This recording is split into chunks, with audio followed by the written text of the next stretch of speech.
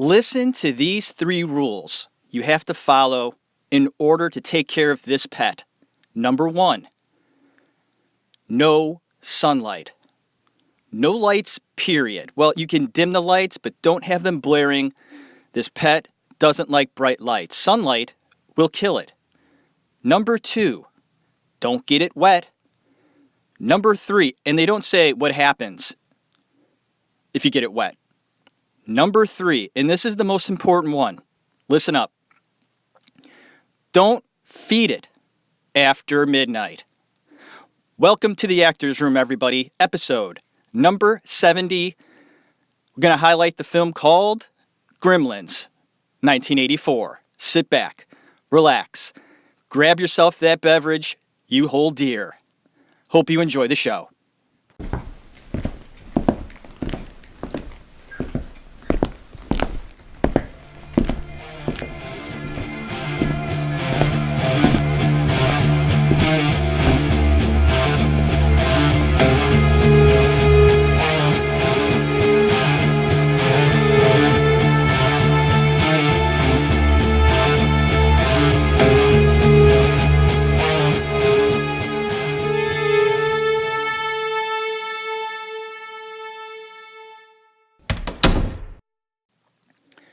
Here we are, episode 70. And I've said in the past, when I reach like an even number that's important, like 50 was big, and 70, right? It's big, kinda. 70, all right. Moving along, my name is Jeff Tarowski, and welcome back to the Actors Room. I hope everyone out there is having a great day. For me, it's a Saturday. I'm sitting here. Just got some stuff done downstairs, just like cleaning up. I vacuumed today. I dusted today. That was a lot of fun. Not really. But here we are, and I decided to do like a filler episode, you would like to call it. I like to do my show every 2 weeks to give myself time to do research, don't rush it, give it what it needs to make a good show. I watched Gremlins last night with my daughter, Lexi. She is 10. She's never seen it. I was actually watching a movie right before that called Cop Car with Kevin Bacon. This was done, I think, in 2015. First time I watched it was yesterday, called Cop Car with Kevin Bacon. And I started watching it earlier in the day while I was folding laundry, just watching a film. I love Kevin Bacon. He's one of my personal favorite actors. I think he has a great sense of humor about himself. Just a fun guy to watch, Kevin Bacon. And when I see something on there and I was on Netflix, I said, why not? We'll give this movie a try. I enjoy everything Kevin Bacon does. It was a fine film. It was like a thriller slash, not a mystery. It had some suspense in it. And it's 2 kids that run away from home and they find this cop car, like a sheriff's car, in the middle of the field. And they decide to go in there and mess with the car. And eventually they find keys, put ignition, and take off.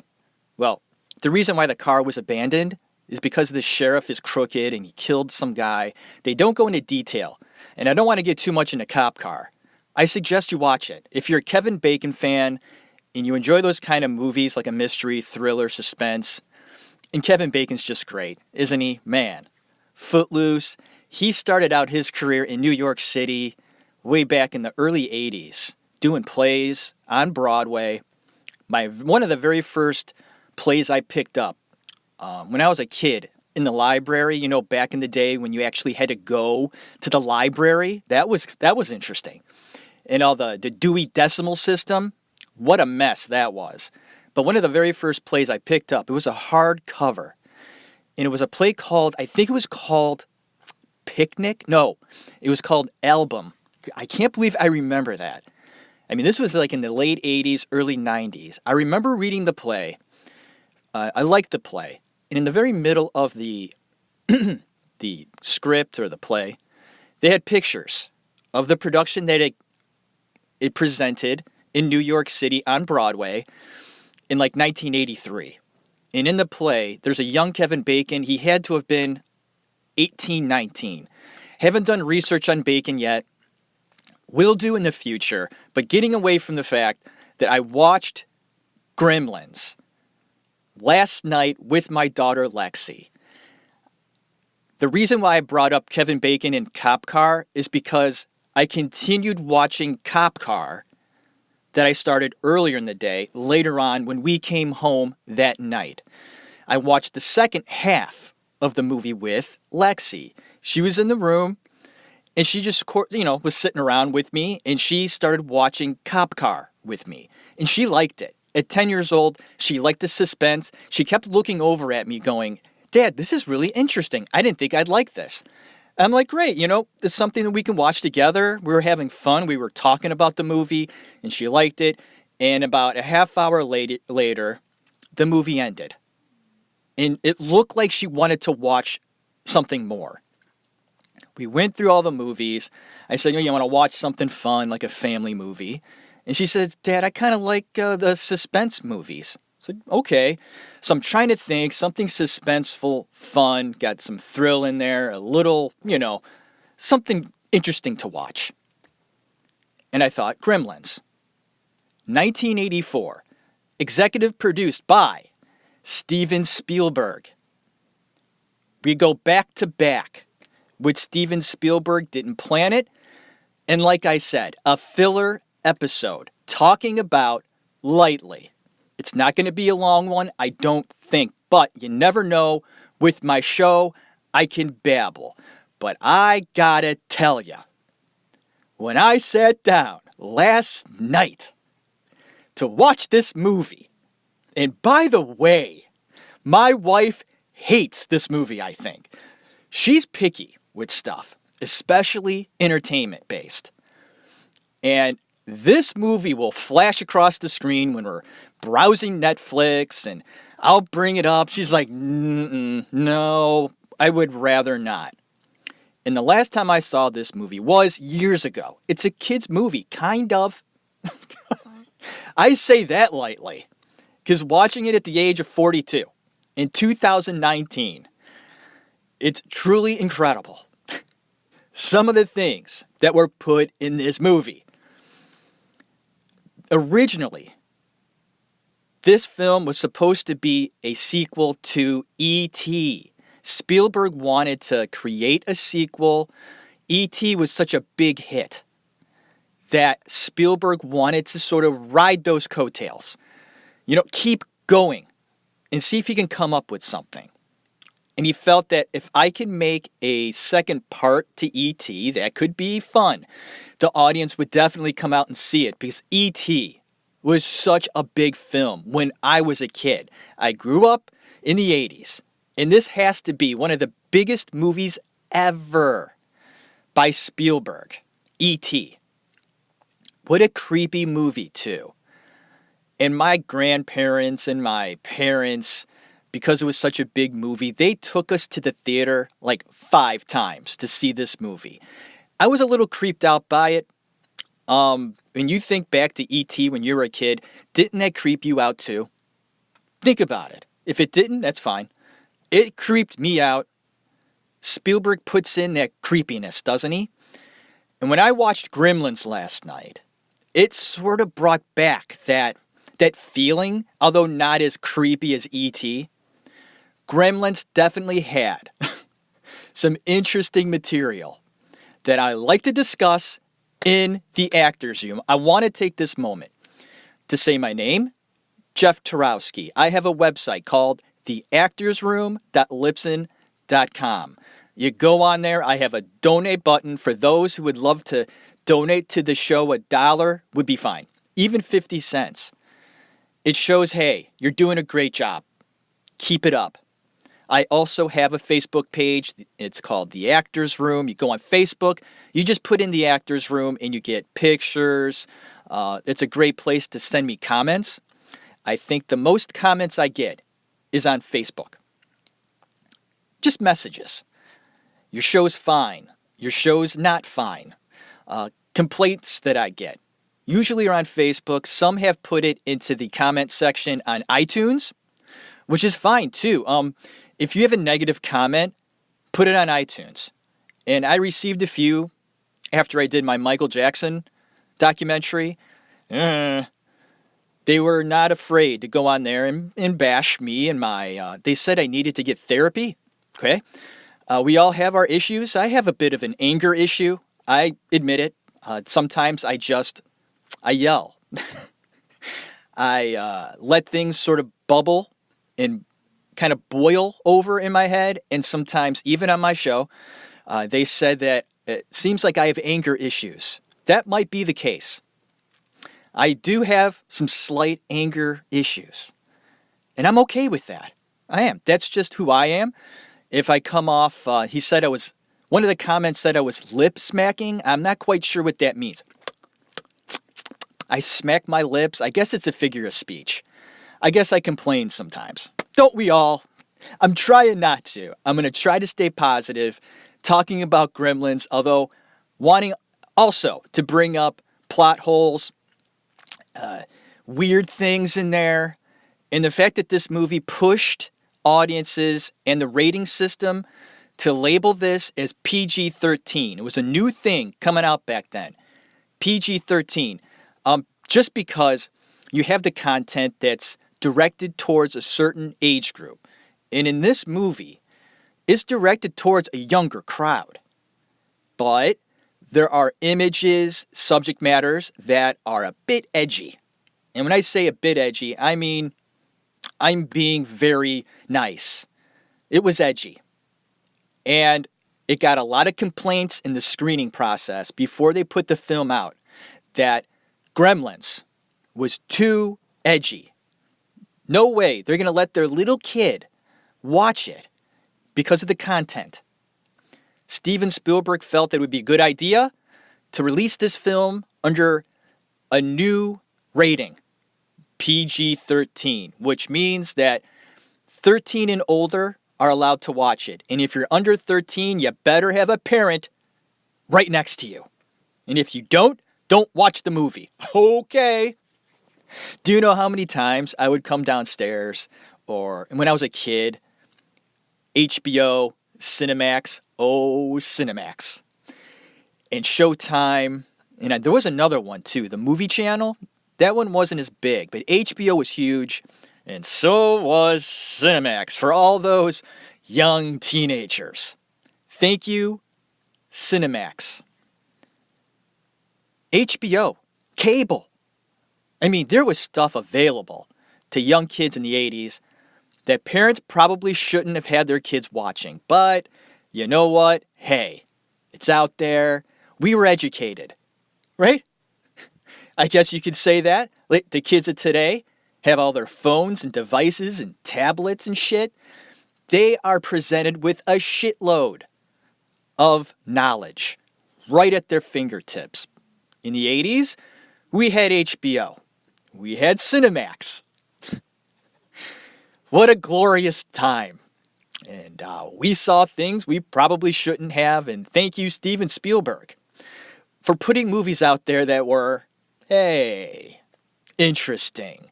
So let's talk a bit about Gremlins, 1984. This quirky film was written by Christopher Columbus. No, not the Christopher Columbus that discovered the new land. And Christopher Columbus, the explorer, the Italian guy, was he Italian, right? They say he's Italian, right? He didn't discover America. And he definitely wasn't the first to discover that land. I just loved it. You know, as a kid, it was pretty much like, hey, Christopher Columbus discovered the new land. There were American Indians here first. Off topic, because the writer of this film, Gremlins, his name is Christopher Columbus. He directed Home Alone. He directed a few of the Harry Potter movies. And he wrote this one, Gremlins. And like I said, Spielberg wanted to make it a sequel to E.T. Didn't happen. So they came up with a new idea, and Christopher Columbus helped with the script. It is also a book or novel written by, his last name is Dole. Dole wrote Willy Wonka in the Chocolate Factory. Interesting cat. Do some research on the writer of Charlie and the Chocolate Factory, and he inspired the script of this movie, Gremlins, with his novel called the same name, Gremlins. And his novel revolved around the idea of the gremlins going into machines in World War II and bringing down planes and other equipment. And if you notice in the film, Fetterman, who's a character in Gremlins, talks about this very thing. How when he was in World War II, there were ships, planes, and other vehicles in World War II that were brought down by a critter he called Gremlins. Anyway, Spielberg wanted, get this, the director of Edward Scissorhands, okay? And who's that? Tim Burton. Spielberg wanted Tim Burton to direct this film. That was his first choice. Burton wasn't known yet. He had done a short film that was done earlier on that Spielberg really liked. And as a prospect of directors, Burton was on the list, very high on Spielberg's list. And I couldn't find out why Burton didn't do it. I think it was because Burton felt he wasn't ready. I think it was just too much at the time. And instead of doing Gremlins, Burton went on to direct Pee-wee's Big Adventure. Remember that one? It was years ago that I found out Burton directed Pee-wee's Big Adventure, and then realized just how weird and creepy that movie is. It's a kid's movie. Think of Pee-wee Herman and that character. What were we exposed to as kids? Whoa, weird stuff. Weird stuff, folks. Weird stuff. Burton couldn't do it. Think how weird and creepy Gremlins would have been if Burton did that. And I consider Burton a true artist. No matter how creepy he is, he brings that dark spin to all his films. And it works. They're enjoyable. They're entertaining. They have this deep meaning. He places in his love of art into all those films that he does. I mean, look at Beetlejuice. I think probably his most popular movie is Beetlejuice, I think. I mean, Edward Scissorhands is up there. But Beetlejuice, we were all exposed to Tim Burton at that point because Beetlejuice was a big film. Getting off topic, but Burton was suggested or wanted to be a part of this by Steven Spielberg standards. Couldn't get him. And the director of this movie ended up being Joe Dante. He did a good job, I thought. The movie's entertaining, Gremlins. It is. It's a Christmas movie? Okay. When I think of Christmas films, I don't think of this one. Get back to me on this. Is this a movie that you put in every Christmas to watch? I just don't consider this a Christmas movie, but it is. Originally, the premise was to have the Mogwai Gizmo turn evil, just like Stripe did. He was supposed to turn into Stripe. All the way up until once they started filming. That was supposed to be the case. And during the progression of the film, Spielberg realized that we can't make Gizmo hateable. The audience is really going to love this furry little guy, Gizmo, and decided to go ahead and make another character, another gremlin, the bad guy. And quite honestly, I felt Stripe was a good, hateful figure. I hated him, right? And let's talk about Hoyt Axton, the actor that played the father. If you notice in the film, he's not in it that much. Little bit. He's in the beginning. He's actually the narration in the very beginning. He talks about, oh, this is my story. This is our story. And goes about setting up the film for you. And then he shows up a little bit in the middle. He's always away. He's an inventor. He invents stupid inventions that don't work. None of them work. They suck. And poor Billy, the main character of our story, besides Gizmo, the hero, is a bank teller and pretty much supports the family. Poor guy. He's like 21 years old. and he's pretty much supporting the family. He has a car that doesn't work ever. I don't think you see him driving that car ever. In the beginning of the film, he can't even start it. Poor guy. All right, let's go ahead and talk about the plot. A lot of plot holes in this movie, and the fact that these rules that are put in place are so stupid. I'm going to go ahead and poke some holes. The third rule. I mean, I understand the whole light, right? It's afraid of sunlight and bright lights, things like that. It hurts him. You know, he just has very sensitive eyes, right? Okay. That rule I get. Just keep him out of the sunlight. And if you're going to have them inside, of course, make sure the rooms are dim. All right, that's pretty easy. Don't get him wet. This one would be hard. And you see in the movie, that didn't last long. What was it? I think they had paintbrushes in a glass. They had water in it. Corey Feldman, a young Corey Feldman, is in the movie. He pushes over this glass of water, and boom, he's wet. What happens? He multiplies. 5 of them pop up. And I guess it does matter how much water gets poured on them, because later on in the film, Billy brings one of these fucking gizmos, Mogwai, to the teacher, like his chemistry teacher, and shows them.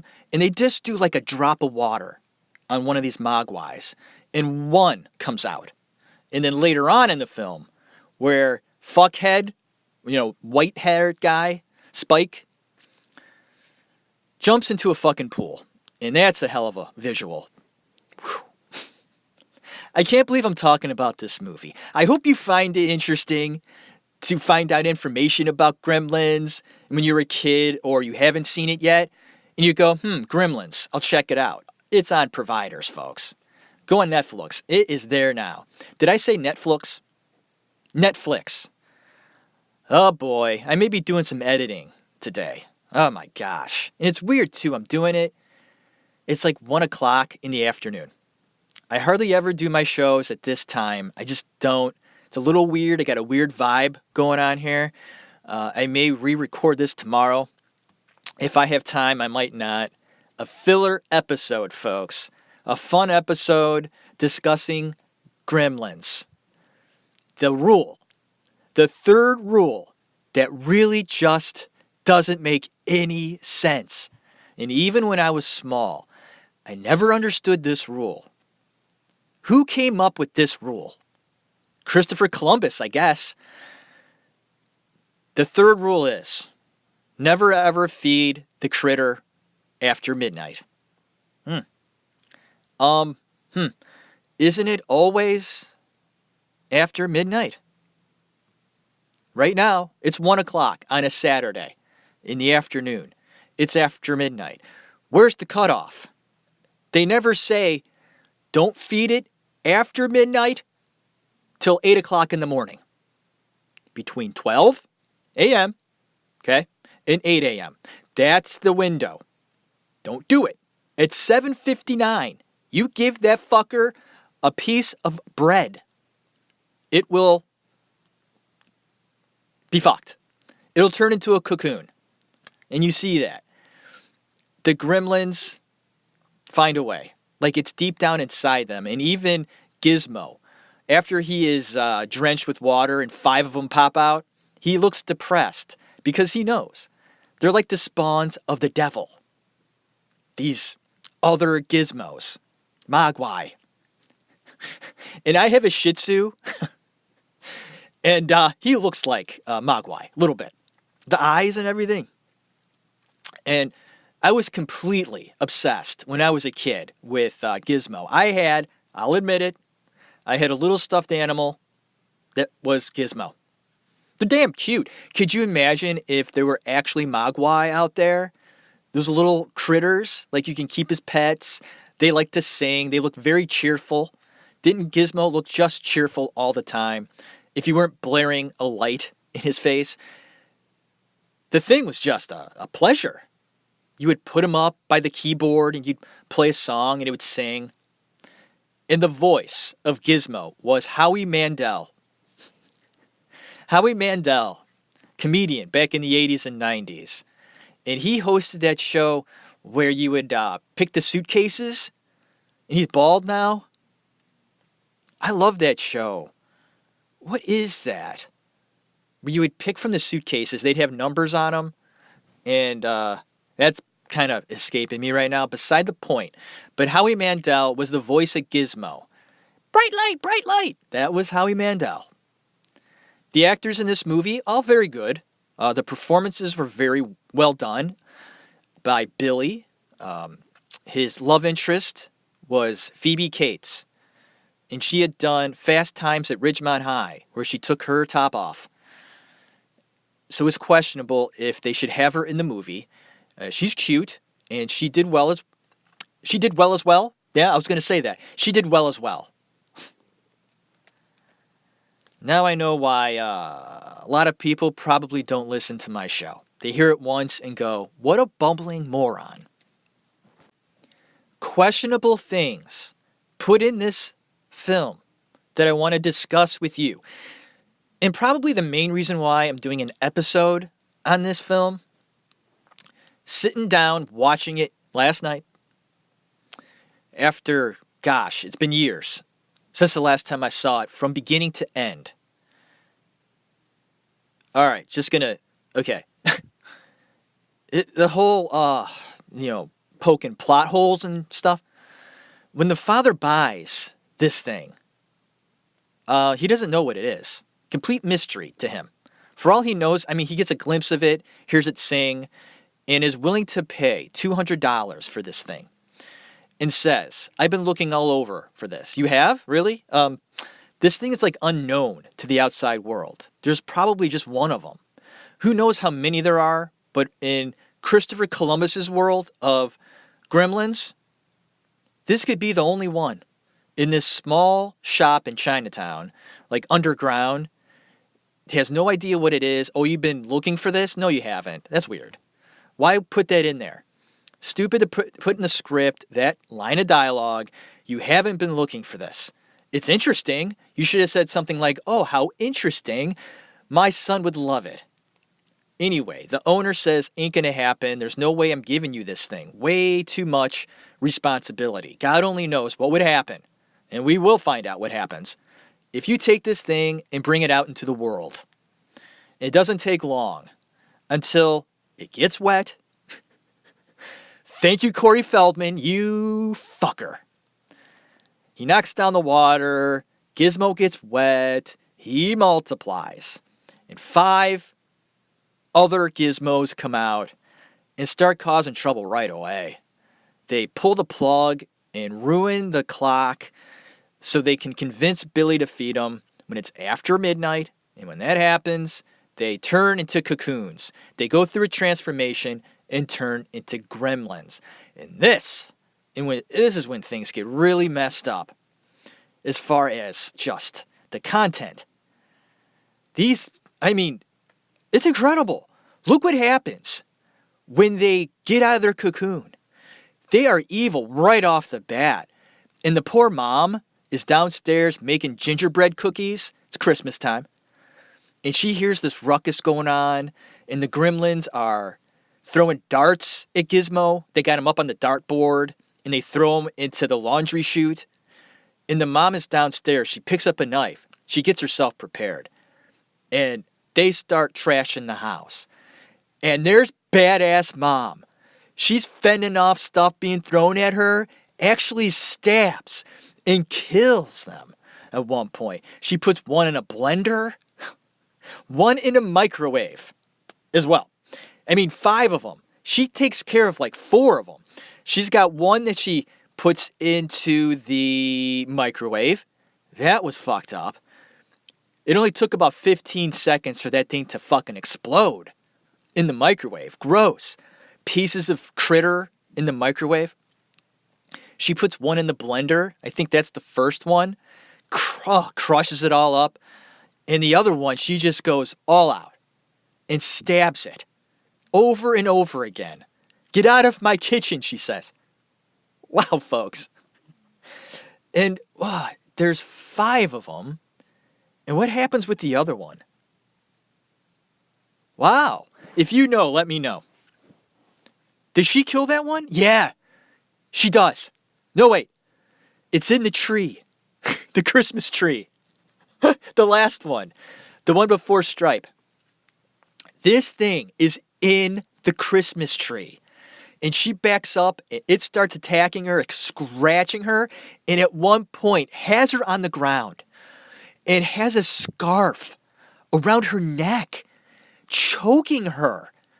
And Billy, thankfully, comes in the house and gets the sword that falls off the wall every time you open the door and slam the front door, takes the sword and decapitates the gremlin. This is a kid's movie, folks. Gotta be 13. Wow. Stripe gets away, of course, and jumps into that Olympic-sized swimming pool and creates, like, I don't even know how many more. A couple hundred? Billy decides to visit the chemistry teacher who is killed by the cocoon that was in the classroom. Well, this thing actually shoots him in the ass with some sort of shot. You see it. He's laying on the ground and he has a syringe sticking out of his ass. Billy decides to go to the cops. Tell them what's going on. Be prepared. You're going to get a lot of phone calls. These fuckers are out. And they're drunk. Yeah, 2 cops. Probably the only 2 cops in that town on Christmas Eve are drunk. Both of them are drinking on the job. Looks like they got whiskey. They're having a good old time. And if you notice, the actor that is sitting down making fun of Billy, not believing his story, is Mike from Breaking Bad. One of my all-time favorite characters in sitcom history. Mike from Breaking Bad is one of the cops, the younger cop, in Gremlins. And they're drinking on the job. It's Christmas Eve, right? A small town. Nothing's going to happen. Oh yeah, something does happen. The Gremlins are coming, man. They are just creating havoc on that small town. And I'm getting a little bit off track. But the set of Gremlins is the same set used in Back to the Future. Throw that out there. On the back lots in Los Angeles, whatever, Hollywood. That is the same set used in Back to the Future, the last show and film I talked about just last week. So there you go.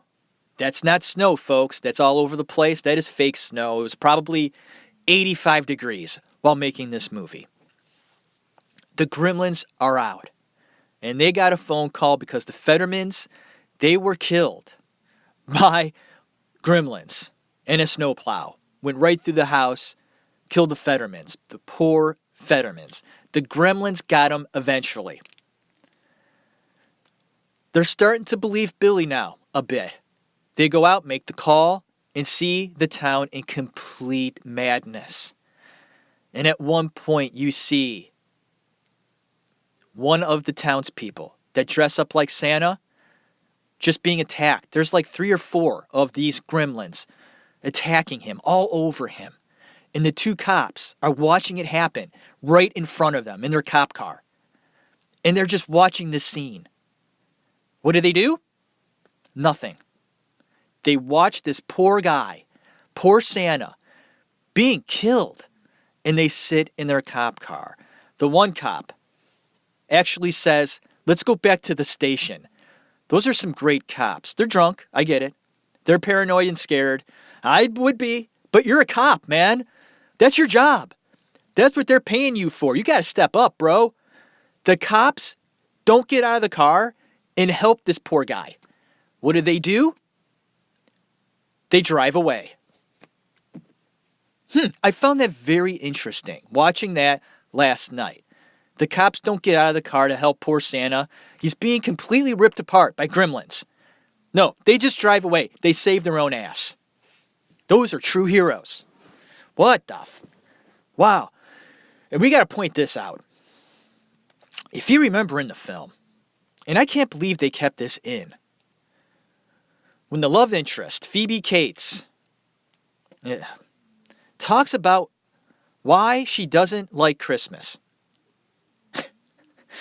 A low point in the film, folks. I mean, all this chaos is going on, but they take special time out of all the chaos to bring us back down because we got to know why. Is it Kate doesn't like Christmas? And she goes on to explain that her father died on Christmas Eve. Okay, the story is that her dad wanted to surprise the family by dressing up as Santa and coming down the chimney on Christmas Eve. What? Okay, let's break it down. And I hate to say it, but what moron. Dad, bad call. I don't think I've ever seen a chimney big enough to support a grown man coming down a chimney. Like, have you ever known a chimney to be big enough where you can actually go down it and trust yourself to go down a chimney? No. No. I've never even heard of that. Okay. And in this movie, Christopher Columbus wrote this in there. That her dad died coming down the chimney, broke his neck, and was lodged in the chimney for days. And Kate explains that days later, it was cold, they light the fire in the chimney and smelled something. And they found the dead father lodged in the chimney. What a weird story. And it almost was not put into the film because, hello, that's weird. But the director and writer felt it necessary to put it in there as a sick joke. Folks, I'm not making this up. Gremlins, 1984. They find a way to get rid of all the bastards. But before we end this episode, in the actor's room, a filler episode briefly touching on Gremlins. We have to talk about the bar scene. And Kate, she's a bartender in the movie. Kate has to take care of these ruthless, ridiculous gremlins, the patrons in this bar. They take it over. They're drinking, okay? They're smoking, right? But wait, aren't they afraid of fire and light? How did they light them? And then Kate later on in the scene tries to help with the cigarette lighting and lights a match, and they're like backing away. Well, how the hell did they get the other ones lit? Anyway, plot hole. Moving on. Check out what those gremlins are doing in that bar. There's some weird shit going on in that bar, folks. Weird, creepy shit. I sat with my mouth wide the fuck open watching that scene. Not only are they drinking and smoking, okay. It's supposed to be PG-13. There's some weird stuff with puppets going on in there. Watch the scene again. I don't want to break it down. You take it for what it is. Do your own research on that scene. Remember, in Gremlins, they are in the bar. Watch it. It's like 5 minutes long. It's kind of a big part in the movie. And they all get together and watch, Snow White and the Three Dwarfs. No, there weren't three. There were more than three. Snow White and the Seven Dwarfs. All of them just happen to go into the movie theater and watch this movie. And it sets up exploding. You know, they get it to explode. But Stripe gets away, and then there's the showdown at the end. I gotta tell you that Steven Spielberg does some very interesting projects. In Close Encounters of the Third Kind, another alien movie that he did in the 80s with Richard Dreyfuss is one that you should see. If you've never seen that, I suggest that one.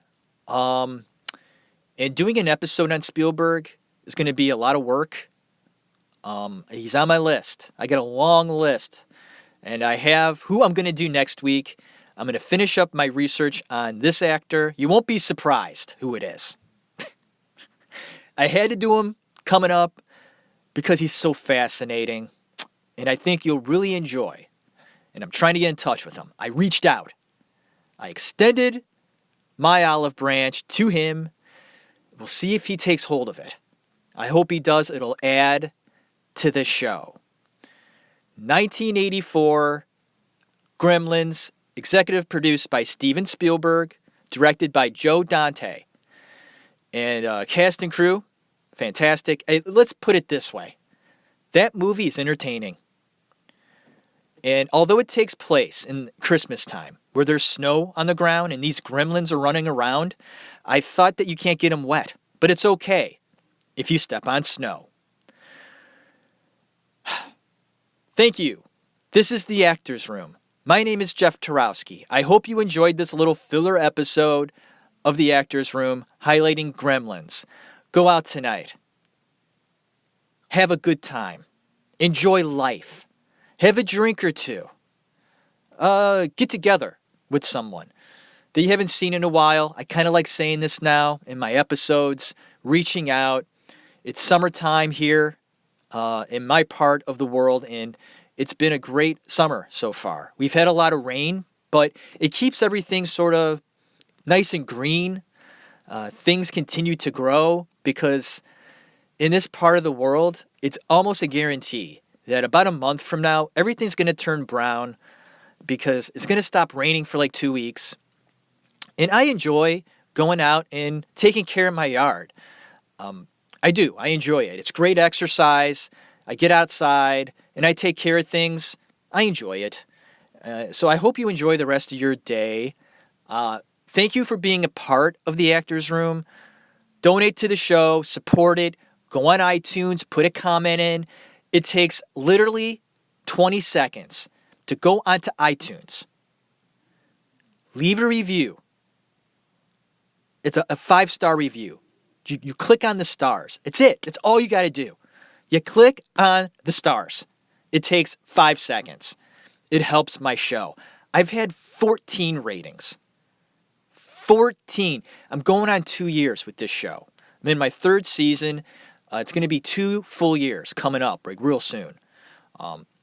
Thinking I'm going to advertise. I looked into that. I got in touch with a few shows that I enjoy and looking to advertise. I got some pricing, something I'm going to maybe save up for and do in the future. They can on these shows I listen to, I can do an interview and then they will advertise my show. It'll help spread the word. I'm thinking of just doing some advertising. I've said it in the past. I'm just hesitant to fork over the money. I'm going to have to get a broader audience. Thank you. Once again, God bless you. Have a good one.